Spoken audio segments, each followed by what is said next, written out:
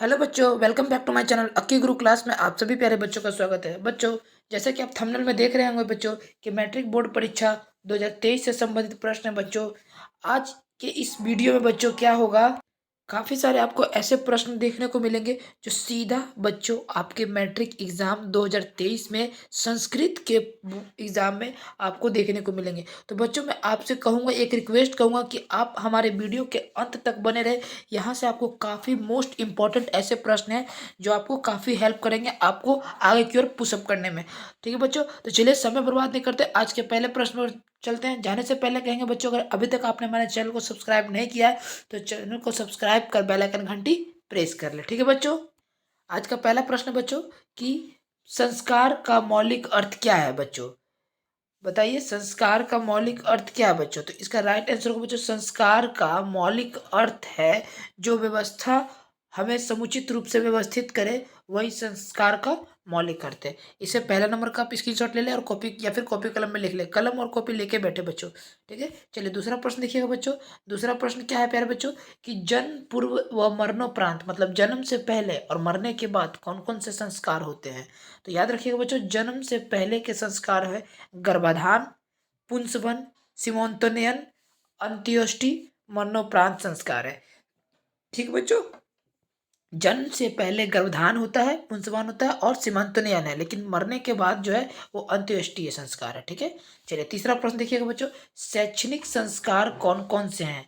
ठीक है, तो बच्चों शैक्षणिक संस्कार में अक्षरारंभ, उपनयन, वेदारंभ, मुंडन संस्कार आदि होते हैं। यह बच्चों तीसरा आंसर। उम्मीद है आपको प्रश्न समझ में आ रहे होंगे। चलिए चौथा प्रश्न बच्चों क्या है कि शैक्षणिक संस्कार कितने हैं? ठीक है, या फिर शिक्षा संस्कार का वर्णन करें। तो आंसर समझिएगा बच्चों, शिक्षा संस्कारों में अक्षरारंभ, उपनयन, वेदारंभ, मुंडन संस्कार, ठीक है बच्चों, संस्कार और समावर्तन संस्कार आदि आते हैं। अक्षरारंभ में बच्चा अक्षर लेखन और अंक लेखन आरंभ करता है, मतलब समझ रहे हैं, बच्चा के समय काल में, बच्चा के बचपन जीवन काल में वो अक्षर को लिखना सीखता है, अंक लिखना सीखता है। और उपनयन संस्कार में गुरु के द्वारा शिष्य को अपने घर में लाना होता है। ठीक है, वहाँ शिष्य शिक्षा नियमों का पालन करते हैं हुए अध्ययन करते हैं। किसांत मुंडन संस्कार में गुरु के घर में प्रथम क्षौर कर्म अर्थात मुंडन होता है तथा समावर्तन संस्कार का उद्देश्य शिष्य का गुरु के घर से अलग होकर गृहस्थ जीवन में प्रवेश करना होता है। यह बच्चों शिक्षा संस्कार का वर्णन। ठीक है, आप स्क्रीनशॉट ले लें। ठीक है, चलिए पांचवा प्रश्न देखिएगा बच्चों, संस्कार किसे कहते हैं? विवाह संस्कार का वर्णन करें, 5 वाक्यों में उत्तर दें। ठीक है बच्चों, तो इजी प्रश्न है, आप इसको देख के समझ सकते हैं। ठीक है, देखिए आंसर पढ़ते हैं बच्चों हम। चलिए बच्चों, इसका आंसर देखते हैं। आंसर देखिएगा बच्चों, व्यक्ति में गुणों के आदान आदान को संस्कार कहते हैं। क्या कहते हैं बच्चों? आदान को संस्कार कहते हैं। वैसे कुल 16 संस्कार माने गए हैं। विवाह संस्कार होने पर ही वस्तुतः मनुष्य गृहस्थ जीवन में प्रवेश करता है। विवाह एक पवित्र संस्कार है जिसमें अनेक प्रकार के कर्मकांड होते हैं। उनमें वचन देना, मंडप बनाना, वधु के घर में बरपाच का स्वागत, वर वधु को एक दूसरे को देखना, कन्यादान, अग्नि स्थापना, पाणिग्रह, लजा होम, सप्तपदी, सिंदूरदान आदि मुख्य है बच्चों। ये है आपके विवाह के संस्कार। ठीक है, चलिए छठे प्रश्न की ओर बढ़ते हैं। छठा प्रश्न क्या है बच्चों? छठा प्रश्न देखिएगा, भारतीय जीवन में संस्कार का क्या महत्व है? ठीक है बच्चों, तो देखिए भारतीय जीवन में संस्कार का बहुत ही बड़ा महत्व है। भारतीय जीवन प्राचीन काल का मतलब था पुराने समय से ही संस्कार ने अपने महत्व को संजोए रखा है। यहाँ ऋषियों की कल्पना थी कि जीवन के सभी मुख्य अवसरों में वेद मंत्रों का पाठ, वरिष्ठों का आशीर्वाद, हवन, परिवार के सदस्यों का सम्मेलन होना चाहिए। संस्कार दोषों का परिमार्जन करता है। भारतीय जीवन में दर्शन का महत्वपूर्ण स्रोत रूप संस्कार है। यह बच्चों छठा नंबर का आंसर। ठीक है, चलिए सातवां नंबर देखिएगा बच्चों, चंद्रगुप्त मौर्य के काल में पाटलिपुत्र की रक्षा व्यवस्था कैसी थी? ठीक है बच्चों, तो इसका आंसर सुनिएगा बच्चों, चंद्रगुप्त मौर्य के काल में पाटलिपुत्र की रक्षा व्यवस्था अत्यंत उत्कृष्ट थी, जिसका विवरण यूनानी राजदूत मेगास्तीनियस ने अपनी संस्मरण में लिखा है। ये है बच्चों 7वां का आंसर। ठीक है, चलिए 8 नंबर देखिएगा बच्चों। भगवान बुद्ध ने पाटलिपुत्र ग्राम के बारे में क्या कहा था, या फिर भगवान बुद्ध ने पटना के संबंध में क्या कहा था। तो आंसर सुनिएगा बच्चों। भगवान बुद्ध प्राचीन काल में अनेक बार पाटलिग्राम आए थे। यहाँ आकर इस गांव के महत्व को बढ़ाया था और उसी समय उन्होंने कहा था, यह गांव कालांतर में एक दिन महानगर होगा, परंतु इस नगर को आग, पानी और युद्ध का भय सदा बना रहेगा। यह है बच्चों 8 नंबर का आंसर। ठीक है बच्चों। चलिए 9 नंबर प्रश्न की ओर बढ़ते हैं। 9 नंबर प्रश्न क्या है बच्चों। पटना में कौमुदी महोत्सव कब मनाया जाता था। तो बच्चों पटना में कौमुदी महोत्सव पाटलिपुत्र में शरद काल में कौमुदी महोत्सव मनाया जाता था। पटना का पुराना नाम है बच्चों पाटलिपुत्र है। इस समारोह का विशेष प्रचलन गुप्त वंश के शासन काल में था। ठीक है, चलिए 10 नंबर प्रश्न की ओर बढ़ते हैं बच्चों। प्राचीन ग्रंथों में पटना के कौन कौन से नाम मिलते हैं। तो बच्चों प्राचीन मतलब पुराने ग्रंथों में पटना के जो नाम मिलते हैं वो है पुष्पुर, कुसुमपुर, पाटलिपुत्र आदि मिलते हैं। ठीक है, ये 10 नंबर। बच्चों वीडियो पसंद आ रहा है तो लाइक जरूर कीजिएगा, और अभी तक अपने चैनल को सब्सक्राइब नहीं किया तो सब्सक्राइब कर बेल आइकन घंटी प्रेस कर लें। ठीक है, चलिए 11 नंबर प्रश्न देखिएगा बच्चों। पाटलिपुत्र शब्द कैसे बना। बच्चों पाटलिग्राम शब्द में पाटलिपुत्र बना।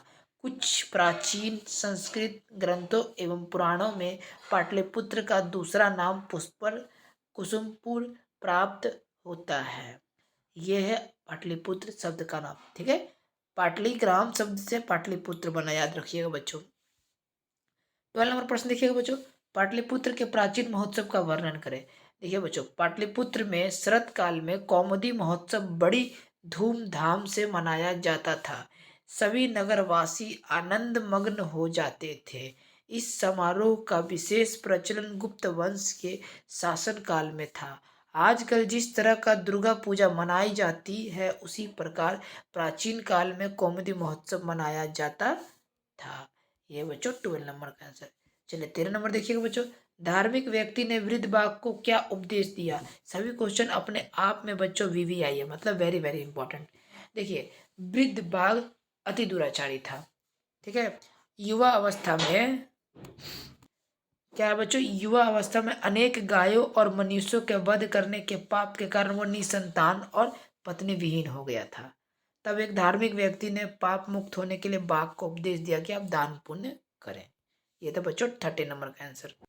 ये था बच्चों आपका 30 नंबर का आंसर कि धार्मिक व्यक्ति ने वृद्ध को बाघ को क्या उपदेश दिया। ठीक है, चलिए आप स्क्रीन शॉट ले ले या फिर लिख ले इस प्रश्न को। 14 नंबर प्रश्न देखिएगा बच्चों।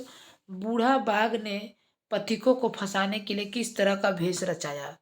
तो बच्चों बूढ़े बाघ ने पथिक को फंसाने के लिए, पथिक मतलब समझते हैं बच्चों, राहगीर। ठीक है, राहगीर मतलब कोई अनजान व्यक्ति राहों पे चला जा रहा है, उसे पथिक बोलते हैं। ठीक है, पथिक को फंसाने के लिए एक धार्मिक को भेष रचाया।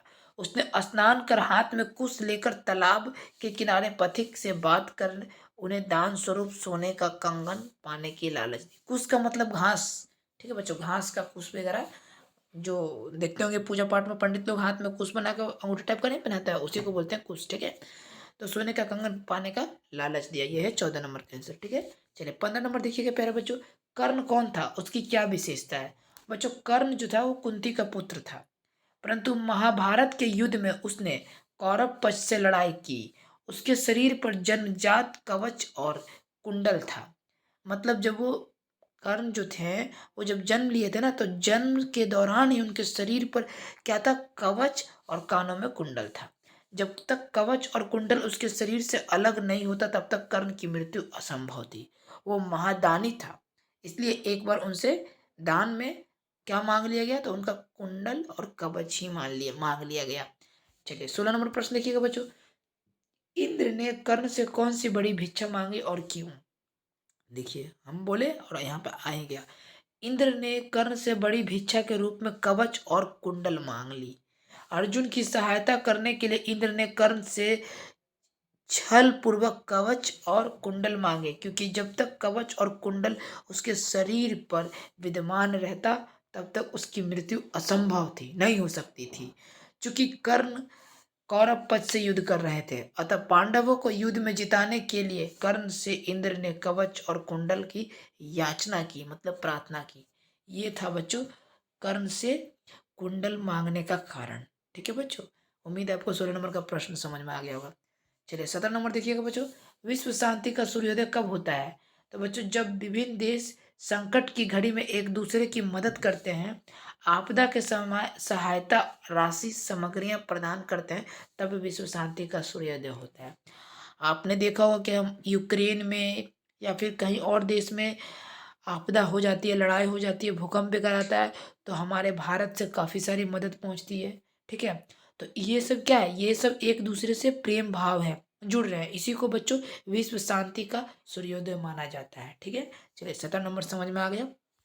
18 नंबर देखिएगा बच्चों, संसार में अशांति कैसे नष्ट हो सकती है? तो देखिए, संसार में अशांति के मूल कारण है द्वेष और असहिष्णुता। असहिष्णुता स्वार्थ से यह अशांति बढ़ती है। इस अशांति को वैर से नहीं रोका जा सकता है। करुणा और मित्रता से ही वैर नष्ट कर संसार में शांति लाई जा सकती है। ये था बच्चों 18 नंबर का आंसर। उम्मीद है आपको आंसर समझ में आ गया होगा। चलिए 19 प्रश्न देखिएगा बच्चों। 19 नंबर क्या है? राम प्रवेश राम की प्रारंभिक शिक्षा के विषय में आप क्या जानते हैं? तो बच्चों देखिए, राम प्रवेश भीखन टोला गांव का रहने वाला एक दलित बालक था। दलित समझते हैं? जो नीचे वर्ग का होता है, जो नीचे कास्ट का होता है, उसे दलित माना जाता है। उस बालक को एक शिक्षक ने अपने विद्यालय में लाकर शिक्षा देना प्रारंभ किया। बालक राम प्रवेश राम शिक्षक की शिक्षण शैली से आकृष्ट हुए और शिक्षा को जीवन का परम गति माना। विद्या अध्ययन में रात दिन लग गए और अपने वर्ग में प्रथम स्थान प्राप्त करने लगे। ये था बच्चों राम प्रवेश की प्रारंभिक शिक्षा। आज का लास्ट और आखिरी प्रश्न आने वाला 20 प्रश्न का सब्जेक्ट था। उम्मीद है हमारे द्वारा किया हुआ मेहनत सफल होगा बच्चों। आपके एग्जाम में काफ़ी आपको हेल्प मिलेगा। ठीक है बच्चों, चलिए लास्ट का आखिरी प्रश्न देख लेते हैं कि धन और दया किसे देना उचित है? तो प्यारे बच्चों, धन और दया निर्धनों को और रोगियों को देना उचित है। मतलब निर्धनों को धन और रोगियों को दवा देना उचित है बच्चों। ये था बच्चों 20 नंबर का प्रश्न। उम्मीद है बच्चों कि आपको पसंद आया होगा आज का सेशन। तो बच्चों ये था आज का क्लास। उम्मीद है आप सभी बच्चों को पसंद ही आया होगा। और बच्चों आपसे रिक्वेस्ट रहेगा जाने से पहले कि अभी तक आपने चैनल को सब्सक्राइब नहीं किया तो चैनल को सब्सक्राइब कर बेल आइकन घंटी प्रेस कर ले और अपने दोस्तों में शेयर करें। और वीडियो पसंद है तो लाइक का बटन दबा के एक प्यारा सा कमेंट जरूर कीजिएगा कि हमारा पढ़ाने का तरीका कैसा लगता है। तो बच्चों आज के लिए इतना ही। मिलते हैं अगले स्टडी की वीडियो में। तब तक अपना ख्याल रखें, अपने माता पिता का ख्याल रखें, मन लगा कर पढ़ें। ठीक है, स्वस्थ रहें, हेल्दी रहें। जय हिंद, जय भारत। स्वस्थ रहिए, मस्त रहिए।